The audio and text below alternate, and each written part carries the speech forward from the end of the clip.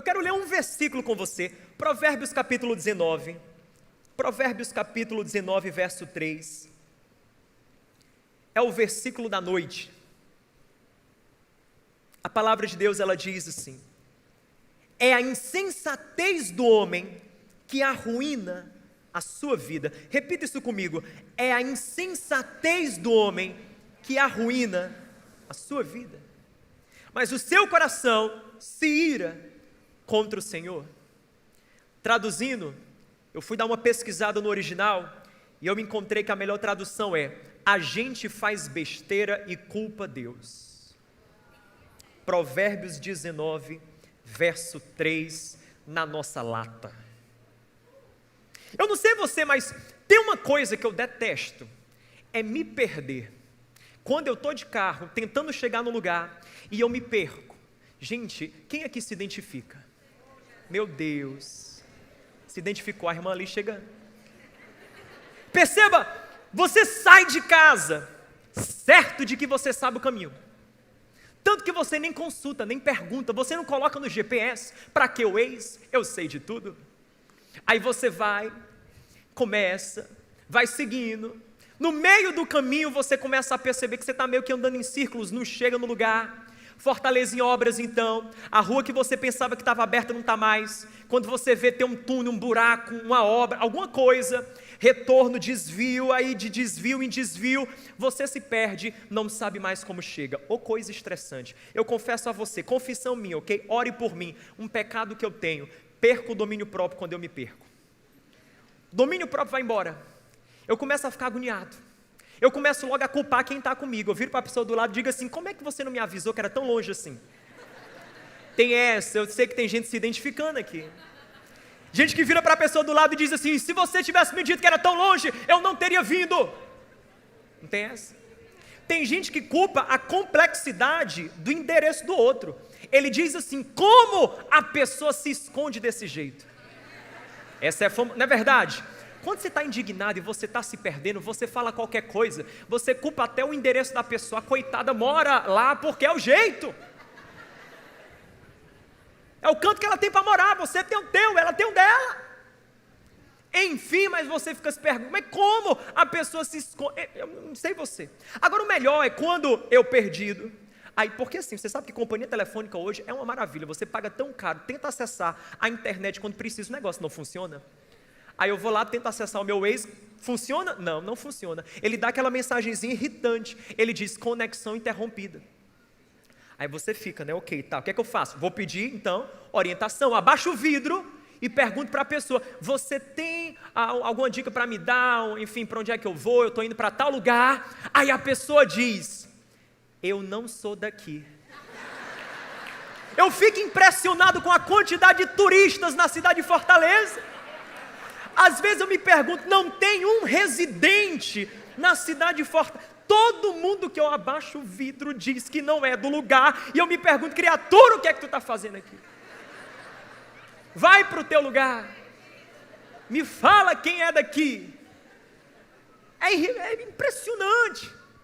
Nunca eu acho a pessoa nativo, né? Eu estou tentando achar um nativo aqui, não tem, só tem gente que está só de passagem, prestando um serviço, não tem noção de nada. Aí a pessoa que diz que tem noção me dá as orientações, eu sigo a orientação da pessoa, quando menos espera não dá encanto nenhum, mais confunde do que ajuda.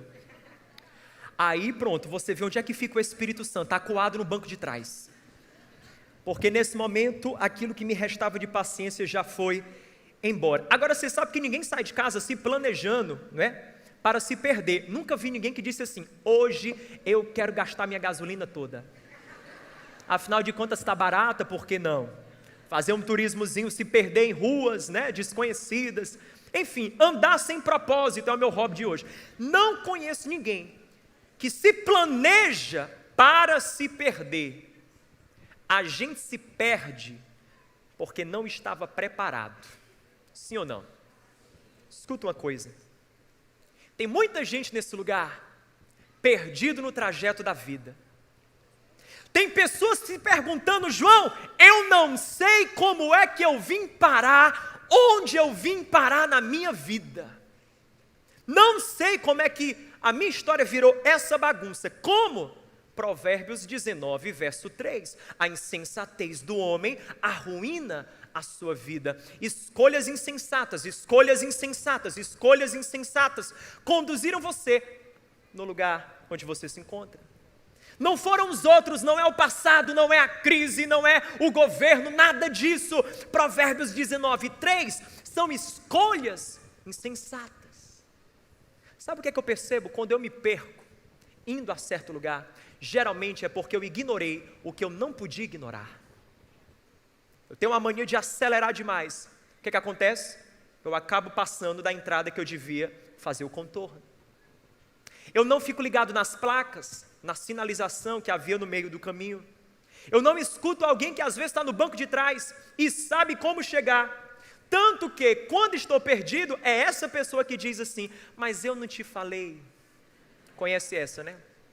A pessoa massacra você, ela diz: eu não te falei. Então, eu ignoro aquilo que não podia ser ignorado. A mesma coisa acontece nas nossas vidas. Perdemos o rumo, encontramos a nossa vida perdida, porque ignoramos o que não podia ser ignorado. Nós aceleramos como quando deveríamos frear. Nós fizemos o contorno quando não deveríamos ter feito. Nós fomos rápido demais quando deveríamos ter tido cautela. Os sinais apareceram, as advertências apareceram, e em vez de eu respeitar os sinais, eu avancei a despeito dos sinais. Eu não escutei quem sabia mais, percebe? Saí despreparado, não tinha a informação certa, tomei atitude e decisão em áreas que eu não tinha propriedade de conhecimento. Decisões. O insensato, a insensatez do homem arruína a sua vida. Eu fico me perguntando, quais são as nossas decisões? Porque cada decisão que eu tomo é um passo dado, é um caminho traçado, é um destino determinado. Escute uma coisa, me fale das suas decisões, que eu te falo do teu destino. Me fale das suas atitudes, que eu digo para onde você está indo. Afinal de contas, o que é que dirige a sua vida? Quem é que está no volante da tua vida? As emoções estão no volante da tua vida? Não, você faz aquilo que você sente que tem que ser feito. Emoção, sentir. É isso que eu acho. Elas estão no volante. Se as emoções estão no volante da sua vida, a sua história vai acabar como um carro desgovernado. O seu destino é incerto. O que está no volante da vida? O passado. Tem gente que está vivendo ainda no passado. O passado já foi, o passado aconteceu, mas o passado continua dirigindo para onde você vai. Tanto que em vez de aprender com o passado, você repete o passado, porque o passado não te largou. Não, ele ainda tem as mãos no volante da tua vida. Decisões. A gente precisa aprender a decidir melhor. Decisões é como semente. Para cada semente há um fruto, para cada decisão há um destino.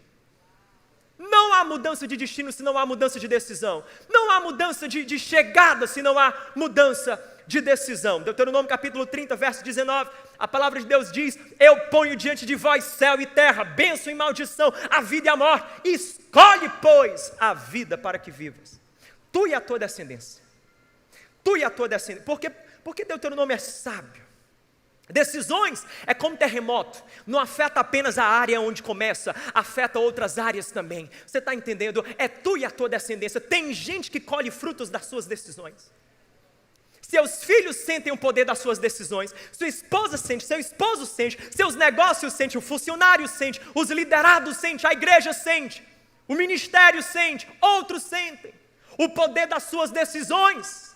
Decisões é um poder explosivo. E não faz desabar apenas você, desaba os outros também. É um poder explosivo. Quando eu leio a Bíblia, eu fico me perguntando quem seria Moisés se ele não tivesse decidido ir a Faraó. Eu fico me perguntando quem seria Noé se ele não tivesse decidido construir a arca.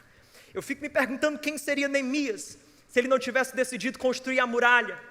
Eu fico me perguntando quem seria Pedro se ele não tivesse decidido largar as redes e deixar de ser um pescador de peixes para ser um pescador de homens. Você está entendendo o que eu estou falando? Eu estou falando sobre decisões essa noite. Decisões moldam o teu destino. O seu destino é a cara das suas decisões. É a cara das suas decisões. Ninguém é melhor do que a sua habilidade de de fazer decisões sábias.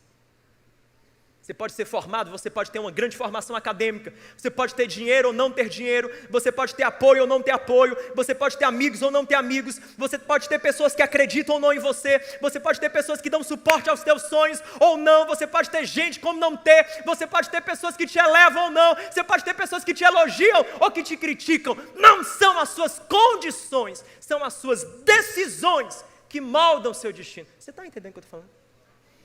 Está fazendo sentido na sua mente? Deus está falando com você. Não são as suas condições, não são as suas condições. Não venha para mim falar de condições, venha para mim falar de decisões. Não venha para mim falar de condições, vamos falar de decisões. Condições a gente sabe, condições é desculpa, condições é sempre uma justificativa. Não. Vamos falar de decisões. Decisões, aquilo que está na nossa mão, esse poder explosivo que Deus nos deu, chamado decisões. Adão, no jardim do Éden, tudo perfeito, lindo, usou o seu poder de decisão contra Deus. Ele se rebela contra Deus, ele é desobediente à voz de Deus. E o que acontece? O pecado se introduz na raça humana. Jesus, em outro jardim, o jardim do Getsêmani, ele estava sob pressão, agonia, sofrimento, tentação, medo, tudo contra. Mas no ambiente de caos e de adversidade, no meio de condições desfavoráveis, ele decidiu seguir a vontade do Pai, ele decidiu se submeter à vontade do Pai. Não venha me falar de condições, decisões moldam o nosso destino. Jesus decidiu ser obediente ao Pai, e é por isso que redenção e salvação entrou na raça humana. O primeiro Adão decidiu contra Deus, o segundo Adão decidiu por Deus. Você está decidindo pelo quê? Você está decidindo como? Você está decidindo de qual forma? Você está decidindo de qual jeito? Com quais valores? Você está decidindo a partir de quais critérios? Ou você acha que você vai esbarrar no destino certo por acidente? Não existe isso. Ninguém acerta o destino de Deus por acidente. Não há isso. Nunca vi ninguém chegar num determinado destino e dizer, não, cheguei por acidente, fechei os olhos e pronto, de repente cheguei, apareci lá. Não, Deus não trabalha com teletransporte, Deus trabalha com caminhos. Você vai ter que trilhar caminhos, você vai ter que reconhecer sinais, você vai ter que ouvir conselhos, você vai ter que aprender a usar esse órgão que existe aí na tua cabeça, chamado cérebro. Pensar é isso que nós vamos precisar, para discernir a vontade de Deus nas nossas vidas, para plantar, semear decisões sábias e então colher destinos nobres. Tem muita gente com sonhos e desejos nobres, mas os seus caminhos são precários. E você não chega com caminhos precários em destinos nobres. Você não chega com decisões tolas no destino do sábio. Não chega. Nós precisamos mudar as nossas decisões. Essa série é sobre isso. É sobre decidir melhor. Vira para quem está perto de você e diga, decida melhor. Eu não sei você, eu preciso aprender a decidir melhor, porque há momentos que eu me encontro exatamente assim, no meio de um lugar, um ambiente na minha vida, que eu digo, Deus, como é que eu vim parar aqui? E Deus me responde, João, foram as suas decisões. Você decidiu. Foram as suas escolhas. Eu não sei você, eu preciso aprender a decidir melhor. Eu preciso aprender a ter escolhas mais assertivas, escolhas mais sábias. Sabe por quê? Porque eu sei, são as minhas decisões que escrevem a minha história. E eu quero escrever uma história que deixa um legado, que abençoa pessoas, que impacta corações, que glorifica o nome de Jesus. Você está entendendo? Decisões, precisamos aprender a decidir melhor. Essa série é sobre isso, é sobre eu e você, nós, juntos, nos comprometermos com a nossa vida. Essa série não é para quem tem um compromisso mais ou menos com a vida. Gente que diz assim, para mim tanto faz como tanto fez acertar o destino. Para mim tanto faz como tanto fez ficar virando, girando em círculos, gastando o meu combustível até parar. Porque tem gente que acontece isso. Gira tanto em círculos e em certo momento estagna na vida, não tem mais combustível. E não tem porquê, porque usou o trajeto errado, o caminho errado, claro. Essa série não é para pessoas que têm um compromisso mais ou menos. Um compromisso mais ou menos com o ser pai, o ser mãe, o ser profissional, o ser um discípulo de Jesus. Não, meu compromisso é mais ou menos com a minha vida. Não há muito interesse, não há muito compromisso. Eu não estou lá no fundo do meu coração comprometido com isso. Se você tem esse compromisso mais ou menos, não é para você. Porque essa noite eu vou pregar para quem está comprometido em fazer alguma coisa com a vida que tem. Eu vou pregar para quem está disposto a pegar a vida que tem e dizer: eu vou fazer diferença com a minha vida. Eu vou ser o pai que eu não tive, a mãe que eu não tive, o profissional que eu não fui. Eu vou ser o líder que eu não tive. Eu vou ser sim um discípulo de Jesus. Eu vou ser alguém que ama a Deus, serve pessoas, abençoa coração. Eu vou ser. Gente que está decidida por isso. Você está entendendo? Não é gente que acha, porque eu conheço muita gente que diz: eu quero acertar na vida, mas esse querer é aquele querer mais ou menos. Permita-me o uso da expressão. É aquele querer, abre aspas, paia. É aquele querer paia. É aquele querer que quando eu pergunto: você quer mesmo? A pessoa: eu quero. Você quer mesmo? Eu quero. Cada vez que eu pergunto mais intenso, a resposta é mais frouxa. Porque quer, mas quer se não tiver um preço a ser pago. Quer se o caminho for gratuito, quer se não houver sacrifícios, quer se não houver negações, quer se não houver... Você está entendendo?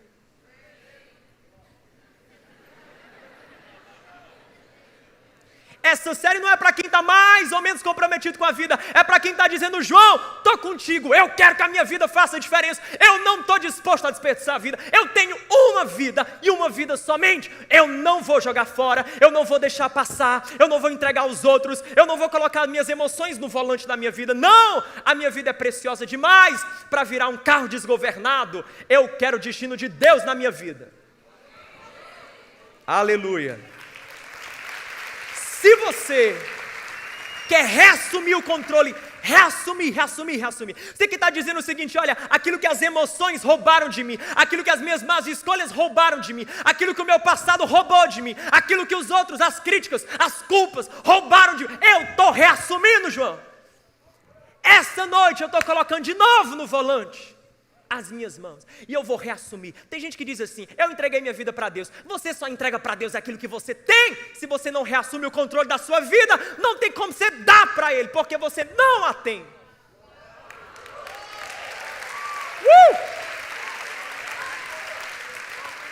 Toca quem está perto de você e diga assim: eu não sei você, eu estou disposto a reassumir. Eu estou disposto a reassumir.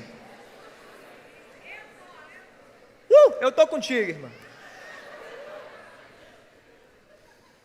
Eu vou reassumir. Cai fora, motoristas usurpadores, ilegítimos. Essa série é sobre arrancar do banco do motorista os motoristas ilegítimos. Aqueles que se apropriaram de forma ilegítima. Aqueles que se meteram no volante da nossa vida. Você vai aprender a recalcular a sua rota. Diga comigo: recalcular a rota. Esse é o nosso tema. E hoje, por enquanto, está só na introdução. Aleluia. Amém. Se você tem Bíblia, abra comigo em Efésios capítulo 5. Efésios capítulo 5, versículo 15. Efésios 5, verso 15. Efésios 5, verso 15. Nós vamos ler esse texto. Por sinal, a partir de amanhã eu vou começar todos os dias a postar algo de conteúdo, textos, vídeos nas minhas mídias sociais. Eu quero abençoar a sua vida ao longo da semana, tá bom? Então, se você quiser, me segue, João Vitor Caminho Oficial. Voltando para o texto, Efésios 5, verso 15, me acompanhe, por favor. Efésios 5, 15. Leia comigo isso, só o começo, pode ser? 3, 2, 1, juntos. Tenham cuidado com a maneira como vocês vivem, que não seja como insensatos, mas como fecha.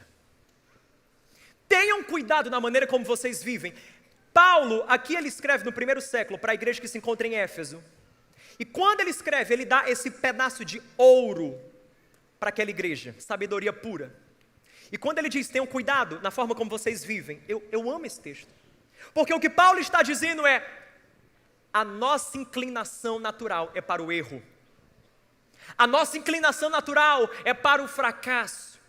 A nossa inclinação natural é para a tolice, é ser precipitado, é ser imprudente, é ser insensato. E é por isso que ele fala no verso 15, tenham cuidado, ou seja, pense, calma, tire o pé do acelerador, avalie a situação.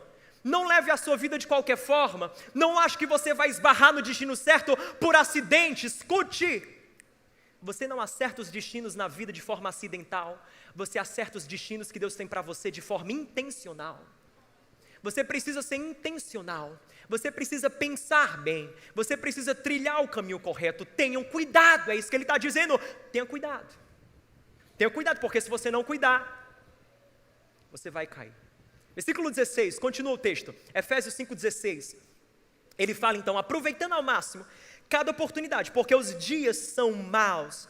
E no versículo 17, Efésios 5,17, ele fala para nós algo precioso, ele diz, portanto, não sejam insensatos, mas procurem, leia comigo, procurem, 3, 2, 1, compreender qual é a vontade.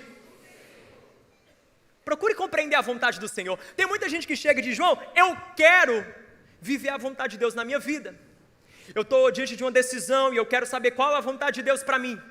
E aí, como é que eu faço? E eu sinto que às vezes as pessoas esperam, elas acham que a vontade de Deus vai vir até a vida delas de uma forma mágica, instantânea. Elas vão orar, o anjo vai vir, batendo as asinhas, com a auréola na cabeça, e vai dizer assim, eis que te digo, a vontade do Senhor para ti é essa, não aquela. É a loura e não a morena.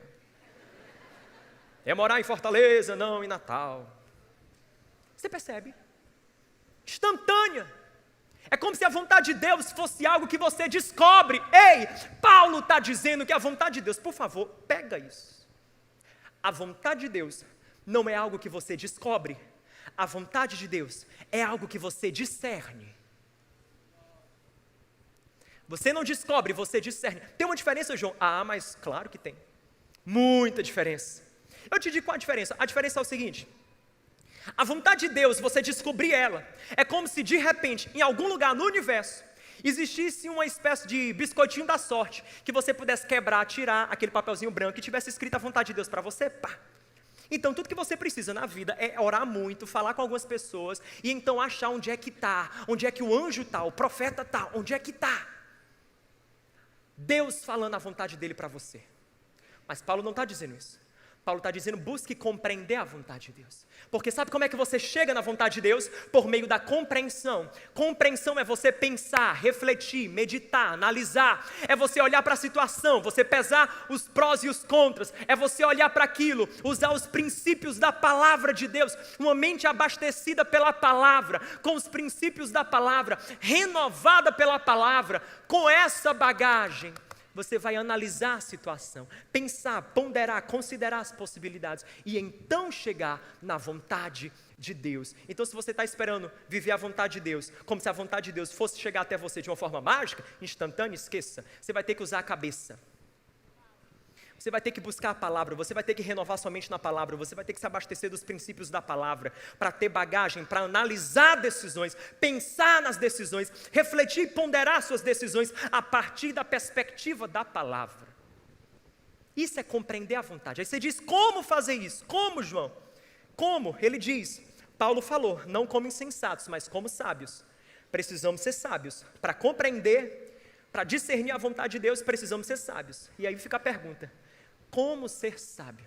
Eu quero falar para você das 3 atitudes do sábio, ou se você preferir, as 3 atitudes que nos conduz à sabedoria. Você está com o coração aberto para receber? Amém. Estive estudando Provérbios, porque Provérbios é um livro escrito por Salomão, o homem mais sábio que já existiu. Isso porque a Bíblia diz, não porque eu acho, a Bíblia diz. A Escritura fala que foi Salomão que pediu a Deus sabedoria, e Deus deu a ele uma sabedoria descomunal, sobrenatural. Tanta sabedoria que ele se tornou o homem mais sábio de toda a história. Salomão, ele escreve algumas das peças literárias que constituem o Antigo Testamento, dentre elas, Provérbios, que tem 31 capítulos, fica a dica, você pode ler um por dia, e em um mês completar Provérbios. E Provérbios é lotado, permeado de sabedoria. E estudando Provérbios, eu cheguei à conclusão de que o sábio, ele tem 3 atitudes na vida dele. Portanto, os meus pontos eu vou fundamentar no livro de Provérbios, amém? Primeira atitude, ou se você quiser dizer, a primeira decisão do sábio é buscar o conhecimento. Diga, buscar o conhecimento. A segunda é guardar o temor. Diga, guardar o temor. A terceira é, o sábio, ele é aquela pessoa que além de buscar o conhecimento e guardar o temor, procura o conselho. Diga, procura o conselho. Vamos lá comigo, ele busca o conhecimento. Diga, buscar o conhecimento. Guardar o temor. Procurar o conselho. Mais uma vez, buscar conhecimento. Guardar o temor. Procurar o conselho. Vire para quem está perto de você e diga assim: eu vou buscar o conhecimento, guardar o temor e procurar o conselho. Eu vou. Acompanhe comigo esses 3 pontos, as 3 atitudes do sábio. Se você está com o coração aberto para aprender, diga amém. Amém. Se você quer mais de Deus, diga eu quero. Amém. Pelo visto você quer, então, pedir, dar-se-vos-á. Amém. Deus dará. Buscar o conhecimento é o primeiro hábito do sábio. Ele busca o conhecimento. Provérbios 4:7. O conselho da sabedoria é: procure obter sabedoria. Use tudo que você possui para adquirir entendimento. Aqui em Provérbios, a sabedoria, metaforicamente, é como se ela assumisse o papel de uma pessoa. E eu até brinco e acho que a sabedoria aqui, ela se acha. Porque ela olha para nós e ela diz: eu tenho um conselho para você, me busque. Ela se sente. Eu tenho um conselho para você, me busque. Com tudo que você possui, com tudo. Sabe quando você vai conquistar aquela garota? Com tudo que você possui. Com a mesada que recebe do pai, tudo, cada centavo. Quebra o porquinho para comprar o presente que vai derreter aquele coração de pedra. Com tudo que você possui, conquiste, busque a sabedoria. Sabedoria não é algo que está nos bebês. Ninguém nasce com sabedoria. A sabedoria não é algo inato. Entende? A natureza humana não está dentro de nós. Se você quer ser sábio, você vai precisar buscar sabedoria. Sabedoria não está aqui, sabedoria está ali.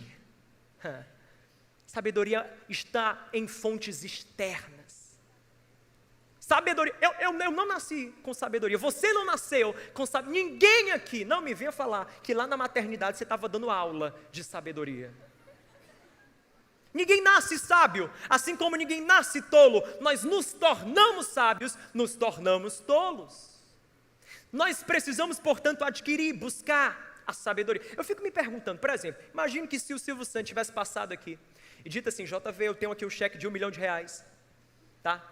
E aí você abençoa a igreja, tá bom? Aí eu pegasse esse cheque de R$1 milhão e eu colocasse, antes que todo mundo entrasse aqui, eu colocasse debaixo de alguma cadeira, ou em algum canto aqui nesse auditório. E eu então, no meio do culto, por exemplo, nesse exato momento, dissesse: gente, seguinte, temos aqui um cheque de R$1 milhão escondido em algum lugar. Quem achar pode ficar. Eu acho que o culto acabava. Até o pregador parava de pregar. Tinha gente aqui que queria fazer equipes, formar equipes, estratégias. Ia dizer: não, vamos nos unir aqui, nós 10, porque aí a gente se divide, não é verdade? E quem achar um acordo, a gente divide o valor. É suficiente. Você está entendendo? Nós, por um cheque de R$1 milhão, a gente não ia se importar com quem está pensando, o que é que está falando, quem está dizendo. A gente ia dar um de louco aqui, para achar um cheque. Eu fico me perguntando por que a gente não faz isso para achar a sabedoria. Por que a gente não faz isso para achar o conhecimento? Sabe por quê? Escute, cheque pode mudar a questão bancária, os débitos. Sim, pode sanar os problemas lá no banco, pode eliminar as dívidas, mas a sabedoria é capaz de edificar um lar novo para você. A sabedoria te dá um legado novo, a sabedoria constrói uma história nova, a sabedoria restaura um casamento, a sabedoria te transforma num ser humano melhor, a sabedoria faz os teus sonhos saírem do ideal para o real. Você está entendendo? Isso tudo com a sabedoria. Eu me pergunto, o que a gente não está fazendo? Que a gente não está buscando mais conhecimento. Provérbios capítulo 10, no verso 14. A palavra diz, o sábio, ele entesoura, eu amo esse texto, o sábio entesoura o conhecimento. Outra tradução diz, o sábio acumula o conhecimento. Tem gente que acumula tanta coisa na vida, tem gente que acumula dinheiro, tem gente que acumula seguidores nas mídias, tem gente que acumula um monte de coisa. Tem gente que acumula coisa, porque pensa que tem gente que gosta de uma bugiganga dentro de casa, que não se desfaz. Cartão que a pessoa usava 10 anos atrás, ela faz coleção. Cartão de visita, então, ela tem quase que é para... E vai acumulando, acumula tanta coisa na vida. Por que a gente não acumula conhecimento? Acumular conhecimento. Eu aprendi que conhecimento, ele tem duas origens, teoria e trajetória. Teoria, porque obviamente se tem conhecimento, quando você lê, vem a um culto, aprende, anota, estuda. É por isso que eu fico me perguntando, quanta gente me ouvindo aqui que não está anotando, não está tomando nota. Só tem hoje, amanhã eu não estou aqui pregando não. Só se for no YouTube, ouça de novo, vai lá, né? E anote, olha aí, ó, levante aí, ó, anotando. Sabe o que é isso? Sabe o que é isso? Simples. Com tudo que tem, estão buscando conhecimento. Com tudo que possuem, estão buscando. Nós precisamos ser ávidos para buscar conhecimento. Nós precisamos buscar isso, acumular, sabe por quê? Porque diante das decisões, quem tem um grande arsenal de conhecimento, terá melhores armas para dar um tiro mais certeiro. É isso que o conhecimento faz, nos ajuda a dar um tiro mais certeiro, nos dá mais orientação diante de uma decisão. Mas eu também aprendi que conhecimento vem por meio da trajetória, experiências. O passado, por exemplo, eu fico impressionado, tem gente que repete o passado, tem gente que aprende com o passado. Simples assim, Provérbios 26, 11, você está sentindo que é só provérbios, eu estou metralhando provérbios em você. Provérbios 26, 11, a palavra diz assim, como cão volta ao seu vômito, a metáfora é forte, como cão volta ao vômito, o insensato repete a sua insensatez. Tem gente que sempre repete o passado, repete o passado, repete o passado, repete o passado, repete o passado. A pessoa cai na ilusão, achando que, não, eu sei que isso aconteceu uma vez, mas dessa vez será diferente. Escuta uma coisa, se você fizer a mesma coisa que você fez lá, você vai colher as mesmas consequências que você colheu lá. Não muda. A lógica é simples, para cada semente há um fruto, para cada decisão há um destino. Não muda, ou seja, ou o passado, escuta isso, que aqui é para você tuitar, ou o passado, ele na tua vida é um professor, ou ele é uma prisão. Ou você aprende com ele, ou você é aprisionado por ele. Eu fico me perguntando, quem aqui está aprendendo com o passado, e quem aqui está sendo preso pelo passado? Você está entendendo? Ele é professor, ou ele é prisão na sua vida? O que é que o passado é? Porque o sábio, ele aprende com o passado. Primeira pergunta, você lembra que eu falei sobre fazer boas perguntas? Pronto. Eu quero que nós juntos aqui, possamos aprender a perguntar boas perguntas diante das nossas decisões. E com esse princípio, buscar o conhecimento, eu tenho uma pergunta para sugerir a você. Uma pergunta que eu acho que nós seríamos sábios se toda vez que estivéssemos diante de uma decisão, nós nos perguntássemos ela. Você topa guardar no coração essa pergunta? A pergunta é a seguinte, pode colocar.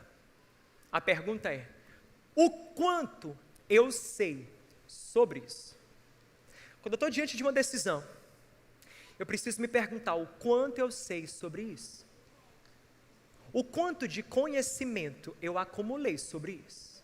O quanto eu entendo disso. O quanto eu sei disso. O quanto eu sei disso? Porque se nós não tivermos entendimento, talvez a gente está metendo os pés pelas mãos. Você está entendendo? O segundo hábito do sábio, diga comigo, guardar o temor. Vira para quem está perto de você e diga, guarde o temor do Senhor. Provérbios 9, 10, o temor do Senhor é o princípio da sabedoria. Eu quero perguntar, tem alguém querendo ser sábio nesse lugar? Você quer ser sábio nesse lugar? Pois então, deixa eu dizer uma coisa a você, se você quer ser sábio, o princípio é o temor do Senhor. Temer a Deus não é ter medo de Deus, tem uma diferença gritante, porque o medo ele afasta, o temor ele aproxima. O temor do Senhor é uma mistura de confiança e respeito, É quando, por exemplo, você respeita a Deus como o Criador da sua vida, o Rei do Universo, soberano sobre tudo, aquele que tem direito de governar a sua vida. Isso é respeito. E quando você confiar, é quando você olha para Deus e você reconhece que Ele é o teu Pai, Ele te ama, Ele zela por você, Ele cuida de você, Ele olha para você e diz assim: eu te amo, eu me preocupo com você. Quando você respeita e você confia, aí você teme a Deus. É o temor do Senhor, respeitá-lo como Criador e confiar nele como Pai. Às vezes a gente se pergunta: mas João, me dê uma boa razão, por que eu devo temer a Deus? Uma razão, pronto, eu vou te dar. Provérbios 8:13. O temor do Senhor é odiar o mal. Diga comigo: o temor do Senhor é odiar o mal. Na prática, temer a Deus é se afastar daquilo que não presta. Escute aqui, olhe para mim, por favor. Eu não sei você, mas há momentos na minha vida onde eu não sei exatamente a linha que divide o que presta e o que não presta. Sabe quando as pessoas fazem aquela pergunta assim, diante de uma decisão, diz: é certo ou errado? Ou perguntazinha para sabotar a vida das pessoas. Escuta uma coisa, quando a gente se pergunta: será que isso é certo ou isso é errado? Você já provavelmente tem 90% de chance de estar fazendo uma besteira. Porque coisa íntegra, pura de Deus, não mexe com a consciência. A gente faz numa leveza e numa paz que não precisa ficar se balizando eticamente falando. Negócio de estar certo ou estar errado. Todo rapaz, toda garota aqui que namora ou já namorou sabe como funciona. Até que ponto a minha mão vai?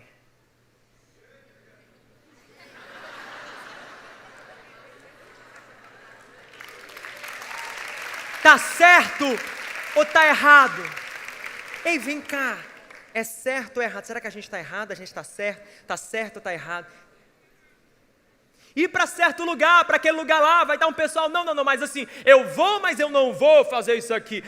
Não, se eu for para fazer isso, está errado. Se eu for para não fazer, é certo.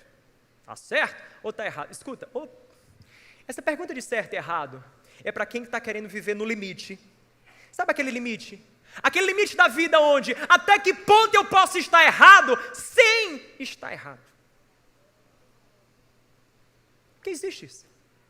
Até que ponto eu posso estar errado sem ser considerado errado? Até que ponto eu posso estar sujo sendo considerado ainda limpo? Está fazendo sentido?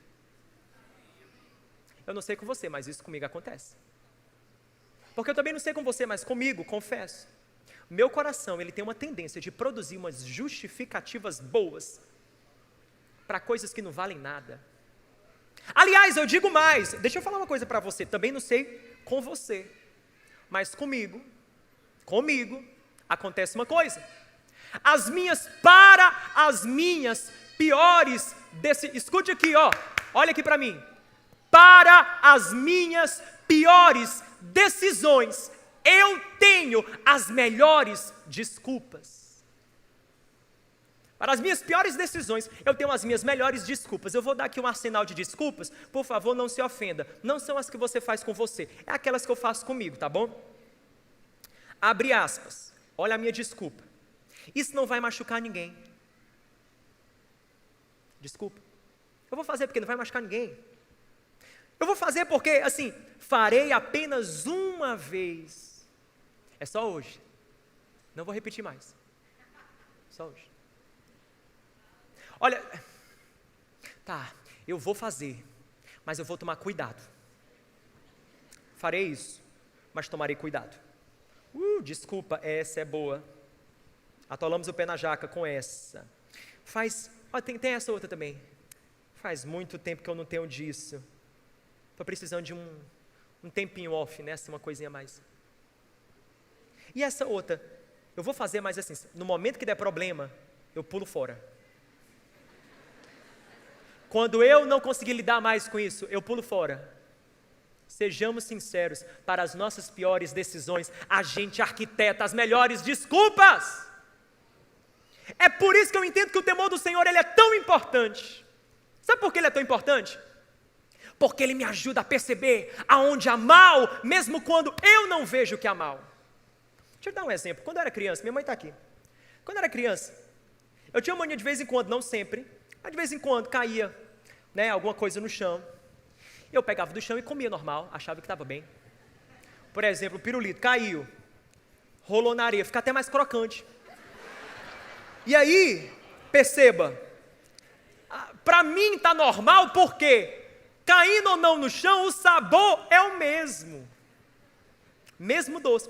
Coloco de volta, o gostinho ainda está bom. Ainda mais que tem a regra dos 3 segundos. Caiu no chão, 3 segundos, pode resgatar ele. É cientificamente comprovado, não acontece nada.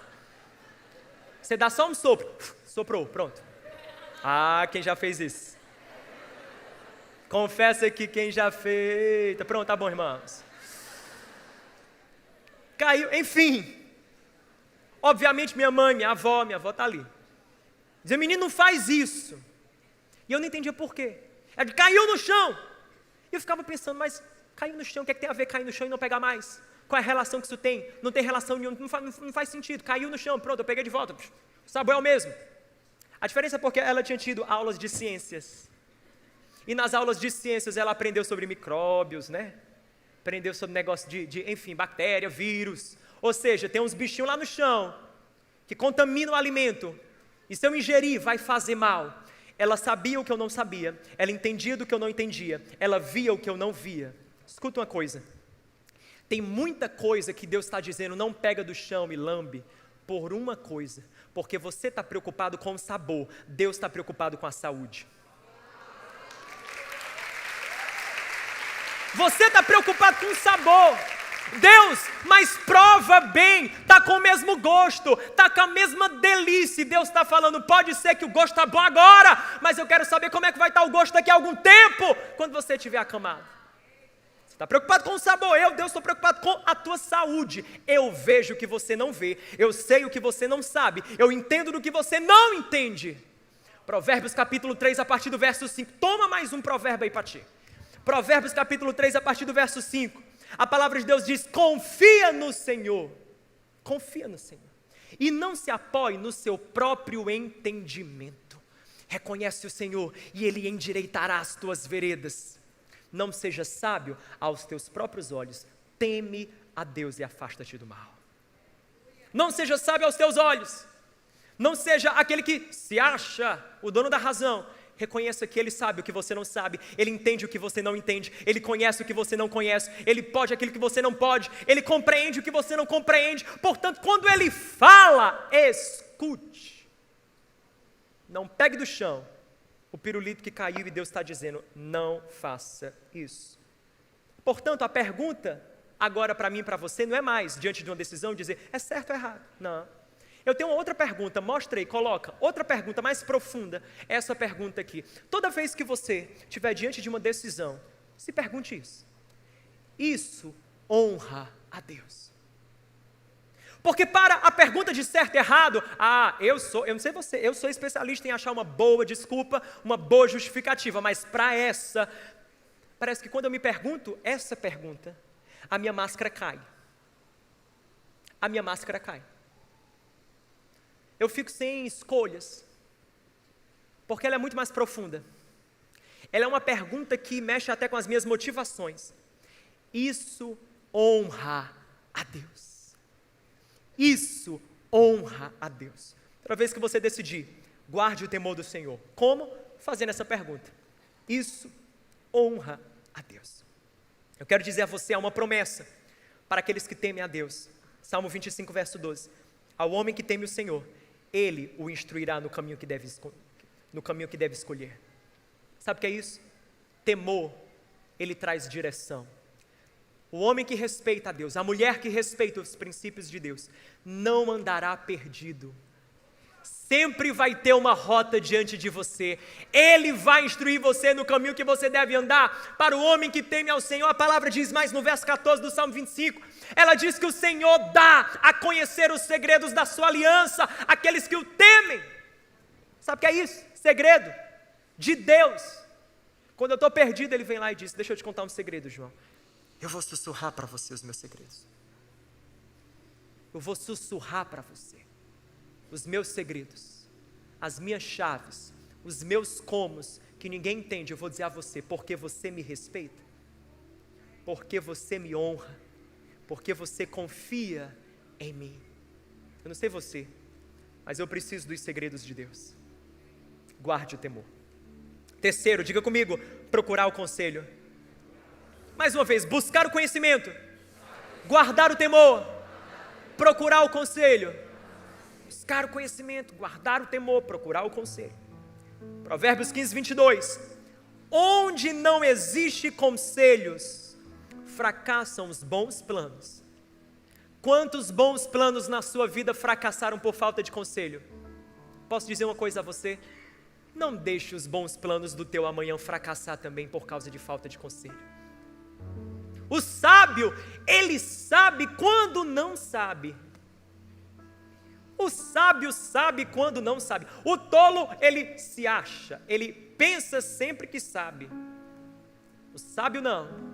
Ele tem uma desconfiança saudável com ele mesmo. Toda decisão, ele... Será que eu sei? Será que eu estou certo? Será que eu de fato... Vou buscar conselhos. Vou procurar quem sabe mais do que eu. Eu não sei você também. Porque hoje talvez eu estou pregando para mim. Mas na minha vida, às vezes, estou diante de decisões que eu olho e digo, não faço ideia o que devo fazer. Não faço ideia. Você passa por isso também? Decisões que você não faz nem ideia do que você tem que fazer. Olha a dica, olha o princípio de Deus, olha a palavra de Deus nos dizendo, quando a gente não sabe o que fazer, procure quem sabe. Procure quem é abençoado. Procure gente que tem frutos nessa área que você quer ter frutos. Quer ter fruto na sua relação com Deus? Procure gente que anda com Jesus. Quer ter fruto na sua área amorosa? Procure por gente que tem isso de forma acertada, sólida, saudável, que tem fruto nisso. E não esse pessoal desarrumado na vida, desentendido com tudo quanto é, enfim, por aí vai te dando conselho. Ei, esses conselhos aí, não, cai fora, esse conselho aí vem de baixo, não vem de cima não, meu filho. Isso não é conselho, é laço. Você está entendendo? Não é conselho. Conselho que a palavra está dizendo é de quem sabe, é dos conselheiros, é de quem conhece. O sábio, ele é pronto a ouvir, diga comigo, pronto a ouvir, receptivo à correção, cerca-se de conselheiros. Simples assim. Procure o conselho, esteja pronto a ouvir, receptivo à correção, se cerque de conselheiros. Essa é a terceira pergunta. Eu vou colocar para você mais uma pergunta. Pode ser? Você pode guardar essa pergunta? Coloque essa pergunta. Quando eu estou diante de uma decisão, se Provérbios 15, 22 me fala que os bons planos só prosperam com o conselho, a pergunta que eu preciso fazer, quem sabe melhor do que eu? Leia comigo, 3, 2, 1. Quem sabe melhor do que eu sobre isso? Quem sabe? Pergunte, procure conselho, que você achará sabedoria. Diga comigo, buscar o conhecimento, guardar o temor, procurar o conselho. Vire para quem está perto de você e diga, busque o conhecimento, guarde o temor e procure o conselho. Quer recalcular a sua rota? Busque o conhecimento, guarde o temor e procure o conselho. Balance quem está perto de você e diga, para recalcular, decida melhor. Busque o conhecimento, guarde o temor, procure o conselho. Busque o conhecimento, guarde o temor, procure o conselho. É assim que nós temos destinos melhores. Você está dizendo, João, maravilhosa, uau, muito legal, gostei de tudo, mas assim, estou perdido, e aí, como eu saio dessa? O que é que eu faço? Não vejo saída. Como recalcular a rota? Buscar conhecimento, ok? Guardar o temor, tá bom? Procurar o conselho, eu sei, vou começar a aplicar, mas e aí? O que você me diz? Eu digo a você, amanhã não precisa ser exatamente como foi ontem. O que já foi, rompa as pontes com o passado, construa suas pontes com o futuro. Seu futuro começa agora, ele está em construção nesse momento. Cada decisão que você toma é um tijolo que você coloca nessa construção chamada futuro. Busque o conhecimento, guarde o temor, procure o conselho, se você não tinha um hábito de entesourar o conhecimento, se para você conhecimento tanto faz como tanto fez, mude isso hoje, mude, decida mudar. Começa a acumular o conhecimento. Você precisa de um arsenal. As suas decisões são grandes demais, importantes demais, para você lidar com elas de forma tola, insensata, vazia de conhecimento. Se você não guardava o temor do Senhor, guarde agora. Larga o pirulito, que Deus está dizendo assim: o sabor está bom, mas a saúde que Ele vai gerar em você é péssimo. Larga isso, deixa isso, guarde o temor. Simples, guarde o temor do Senhor, confie nele, reconheça-o. Ele vai endireitar suas veredas. E procure conselho, procure gente que sabe, procure pessoas que te abençoam, procure pessoas que têm frutos nessa área que você quer ter. Pergunte, seja humilde, ouça, pronto a ouvir. Você fala demais, ouça um pouco mais. Busque o conhecimento, guarde o temor, procure o conselho. Sabe por que eu estou falando isso? Eu estou falando porque a sua vida não é uma brincadeira. Ela não é um jogo. Errei nessa fase e vou ter uma outra. Não tem aquele recomeço. Não tem aquele botãozinho. Quando eu jogava videogame tinha aquele botão, não sei se existe hoje, porque hoje está tão moderno, mas tinha um botãozinho do reset. A gente chamava resetar. Quem conhece essa história? Antiga. Resetar. Você apertava no reset. Ai meu Deus. Apertava no reset, resetava. Ou seja, tudo novo. Deixa eu dizer uma coisa para você. Não tem sempre na vida botão de resetar. Eu posso ser bem sincero com você. Algumas das sementes que você plantou ontem, você vai precisar lidar com os frutos hoje. Eu gostaria de dizer para você que Deus vai arrancar esse fruto, mas infelizmente eu não posso dizer isso para você, porque a lei da semeadura é um princípio que não é quebrado, é como a lei da gravidade. Assim como tudo que está aqui, todo o corpo é atraído para o centro da terra, cai a mesma coisa, cada semente gera fruto. Algumas coisas que você fez ontem, você produziu ontem, sementes que você plantou, você está experimentando os frutos agora? Estou, João. O que é que eu faço, João? Lide com dignidade nos dias de hoje. Não fuja, não finge que está tudo, não olhe para aquilo e diz, não, eu vou, não. Haja com dignidade. Haja com dignidade. Haja com dignidade. Levou para o altar, colocou a aliança no dedo, haja com dignidade. Fez aquele contrato, tem que pagar, haja com dignidade. Haja com dignidade. Lide com dignidade. Feriu alguém, ofendeu alguém, confesse, peça perdão. Talvez você não vai ter essa amizade de novo. E aí, o que é que você faz? Respeite o tempo da pessoa. Lide com dignidade. A gente precisa aprender a lidar mais com dignidade. A gente precisa aprender que nem sempre Deus vai vir e vai faxinar aquilo que a gente melou. Ele vai dizer, pega a vassoura, limpe até onde for preciso, até onde der. O que não der mais, esqueça, deixe virar passado e comece a construir o seu futuro. Simples. Agora eu quero dizer para você, eu digo uma coisa para você, o seu passado não tem mais poder que o seu futuro. Não tem, Deus tem mais reservado para você no seu futuro do que o inimigo roubou ou tentou roubar no teu passado. Há mais, balança quem está perto de você e diga, há mais esperando por você. Há mais. O teu destino é melhor do que o teu começo. O teu destino é melhor que o teu trajeto. O teu destino é melhor que o teu caminho. O teu destino é melhor que o teu hoje.